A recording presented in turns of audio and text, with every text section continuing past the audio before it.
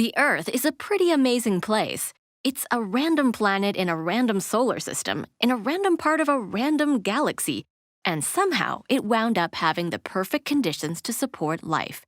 Water, a breathable atmosphere, and a climate that is not too hot, not too cold, but just right. In the interstellar climate lottery, it seems that we hit the Goldilocks jackpot. But that isn't to say our climate has been this way forever or will continue to stay this way. The Earth has undergone many changes to its climate in its 4.5 billion year existence. Scientists estimate that it has undergone no fewer than 5 distinct ice ages during that time, and we're officially in one now that started 2.6 million years ago, alternating between glaciers very slowly advancing over 100,000-year glacial periods and very slowly retreating over 10 to 15,000-year interglacial periods. In the past 250 years, we've seen increasing changes to our climate, due in part to global greenhouse gas emissions, specifically CO2 and methane, that trap the sun's heat in our atmosphere like the glass in a greenhouse does. What changed? Well, to name a few things we now probably couldn't do without: the Industrial Revolution, Invention of the automobile, widespread agriculture, turning kerosene into jet fuel, and developing methods to generate electricity from fossil fuels and hydroelectric dams.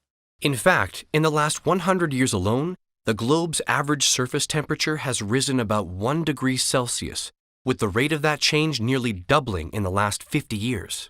And while this warming of our planet may not sound like a bad thing when we're out shoveling snow in -30, the reality is that when it happens too fast, it's a big problem. And while we are making great strides in becoming more efficient and finding ways to achieve everything we need to with fewer emissions, the challenge is that our world's demand for everything that requires energy is growing at a pace that's currently faster than our ability to produce it with sources that have lower or no greenhouse gas emissions. For the time being, we will still need to use all forms of energy to meet the world's demands, while also making the changes necessary to get our emissions in check. In Canada, we're doing a lot to ensure that we produce our energy as efficiently and responsibly as possible, while also investing heavily in technological innovation, renewables, and ways to help other countries make positive changes themselves. Because it's not like we all live in separate little bubble worlds where what other bubble people do or don't do doesn't matter. We share the same atmosphere, so what happens on one side of the world affects the other side. For example, in China, coal is still the predominant source of energy to produce electricity. And while they have recently built some of the largest solar farms in the world, that alone simply can't keep up with their existing demands, never mind the expected increase.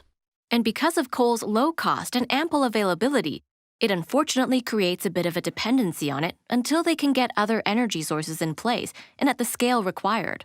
That said, China is replacing some of their planned coal power plants with natural gas, which emits roughly half the emissions of coal. And we're doing that back here at home too. In 2016, Canada committed to phase out traditional coal-fired electricity completely by 2030.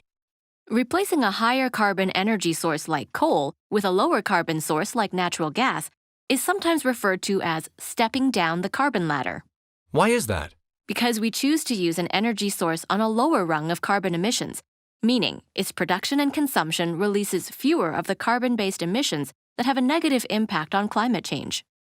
Beyond the implementation of more renewable energy sources like solar and wind, new innovations are helping us to move all sources lower down the ladder. Innovations like improving the efficiency of fossil fuel production and refinement, carbon capture and storage, and using industrial CO2 emissions to grow algae for nutritional supplements. Yum! In my tum! These all play a part in reducing our country's own greenhouse gas emissions. But it can't just be one country alone, since, remember, we all live within the same bubble. An ongoing global effort will be critical as the world's population and energy demands continue to increase over the coming decades. Nations can lead and commit to larger initiatives, but individually, we can all help make a difference by being more efficient with our own energy use and reduce our consumption of stuff. Human activity contributes to current climate issues. But human action can be the solution.